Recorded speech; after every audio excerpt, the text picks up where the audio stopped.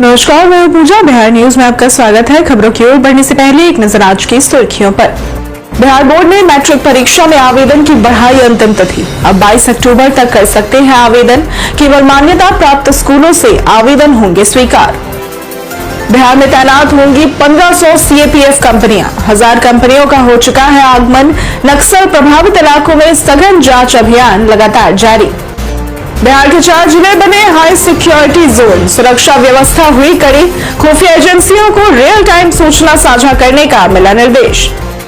आचार्य किशोर कुणाल बाल कैंसर अस्पताल का जल्द होगा निर्माण। 100 बेड की होगी क्षमता। 18 वर्ष तक के बच्चों का होगा निःशुल्क इलाज। भारत ने वेस्ट इंडीज को 7 विकेट से हराया। 2 मैचों की टेस्ट सीरीज 2-0 से जीत करके शानदार शुरुआत। WTC पॉइंट्स में नंबर 3 पर पहुंचा भारत। चलो बढ़ते हैं शाम तक की बड़ी खबरों की ओर विस्तार से। बिहार बोर्ड ने मैट्रिक परीक्षा में आवेदन की बढ़ाई अंतिम तिथि।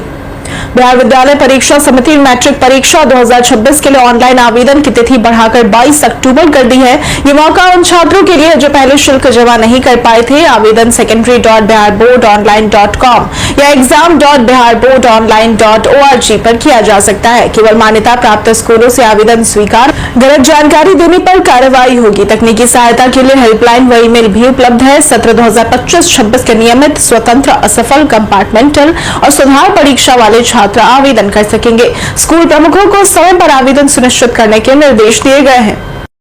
सीसीटीवी से होगी छठ घाटों की निगरानी। पटना में छठ महापर्व के मद्देनजर गंगा घाटों पर सुरक्षा और सुविधा को लेकर व्यापक तैयारियां की जा रही है। घाटों पर सीसीटीवी कैमरे, वॉच टावर, कंट्रोल रूम, ध्वनि विस्तारक यंत्र और हाई मास्ट लाइट लगाए जाएंगे। व्रतियों के लिए शौचालय, चेंजिंग रूम, पेयजल, रोशनी, साफ सफाई और पार्किंग की सुविधा सुनिश्चित की जाएगी। खतरनाक घाटों को लाल कपड़े से चिन्हित किया जाएगा, जबकि एनडीआरएफ और एसडीआरएफ की टीमें 24 घंटे तैनात रहेंगी। डीएम डॉक्टर त्यागराजन एसएम ने निरीक्षण कर अधिकारियों को भीड़ प्रबंधन, सुरक्षा और यातायात प्रबंधन के मानकों के अनुसार तैयारियां तेज करने के निर्देश दिए। बिहार में तैनात होंगी 1500 सीएपीएफ कंपनियां। बिहार विधानसभा चुनाव को लेकर सोमवार को एसएसबी की अध्यक्षता में केंद्रीय व राज्य एजेंसियों की समन्वय बैठक हुई, जिसमें खुफिया जानकारी साझा करने और सीमा सुरक्षा मजबूत करने पर जोर दिया गया। भारत व नेपाल सीमा पर तस्करी, राष्ट्र विरोधी गतिविधियों व अवैध शराब नकदी की रोकथाम के लिए संयुक्त अभियान चलाने का निर्णय लिया गया। एसएसबी की 230 कंपनियां बिहार चुनाव के लिए तैनात की गई है। वहीं एडीजी पंकज दराद ने बताया कि बिहार में कुल 1500 सीएपीएफ कंपनियां आएंगी, जिनमें से 1000 कंपनियां पहुंच चुकी है। नक्सल प्रभावित इलाकों में फ्लैग मार्च और सघन जांच अभियान भी जारी है। ट्रेन लेट की समस्या रोकने के लिए रेलवे ने लिया सख्त निर्णय। त्योहारी सीजन में यात्रियों की सुविधा सुनिश्चित करने के लिए रेलवे प्रशासन ने दानापुर रेल मंडल में स्पेशल ट्रेनों की समय पालन पर कड़ी निगरानी शुरू कर दी है। कंट्रोल रूम से पूजा स्पेशल ट्रेनों की हर गतिविधि पर नजर रखी जाएगी और बिना कारण देर होने या अन्य ट्रेनों को प्राथमिकता देने पर अधिकारियों व कर्मचारियों की जवाबदेही तय की जाएगी। पूर्व मध्य रेलवे मुख्यालय ने रोजाना रिपोर्ट भेजने का निर्देश दिया है। 110 से अधिक जोड़ी स्पेशल ट्रेनें चल रही हैं, लेकिन विलंब के कारण यात्री हिचकिचा रहे हैं। इस निगरानी से समय पालन सुधारने और बेहतर सेवा देने की उम्मीद है।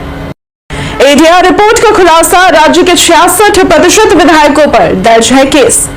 एडीआर और बिहार इलेक्शन वॉच की रिपोर्ट के अनुसार बिहार विधानसभा 2020 में चुने गए 241 विधायकों में से 158 यानी कि 66% पर आपराधिक मामले दर्ज है, जिनमें 119 यानी कि 49% पर गंभीर आरोप है।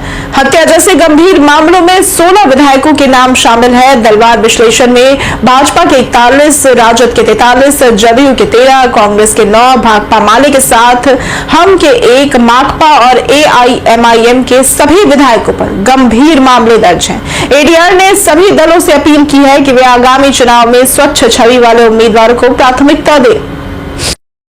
बिहार के 4 जिले बने हाई सिक्योरिटी जोन। बिहार में विधानसभा चुनाव को देखते हुए मुजफ्फरपुर, पटना, गयाजी और भागलपुर को हाई सिक्योरिटी जोन घोषित किया गया है।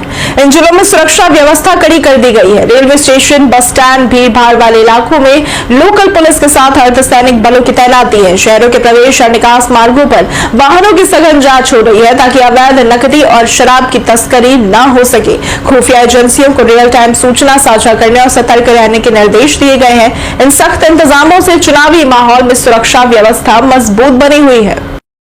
पटना साहिब में स्थापित होंगे पवित्र पादुका।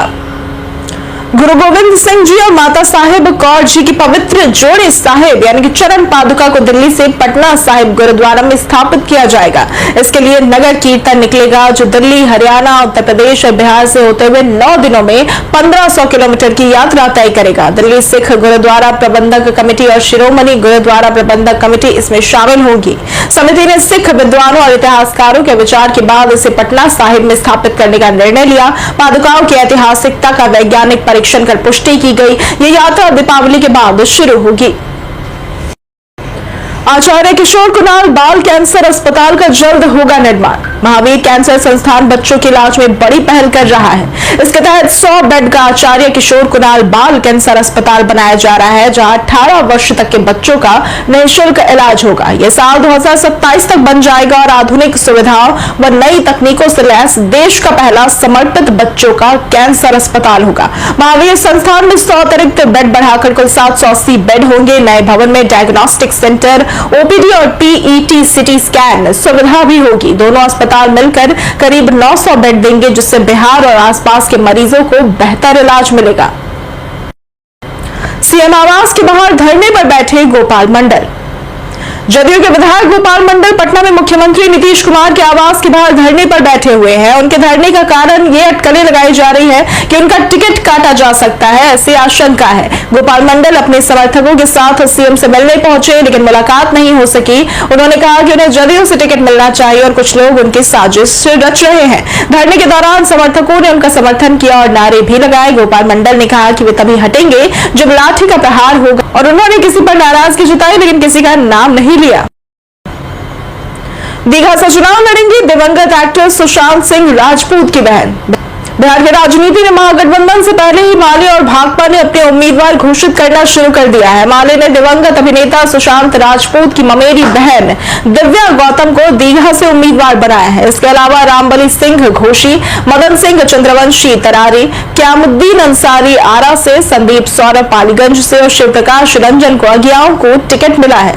पार्टी कम से कम 18 सीटों पर चुनाव लड़ने का दावा कर रही है। भाकपा ने 6 उम्मीदवार तय किए, जिनमें रामरतन सिंह तेघड़ा से, सूर्यकांत पासवान बखरी से, संजय कुमार यादव बांका और अन्य सीटें शामिल हैं। कुछ सीटों पर बातचीत अभी भी जारी है। एआईएमआईएम ने उम्मीदवारों के चयन के लिए रखी अनोखी शर्त।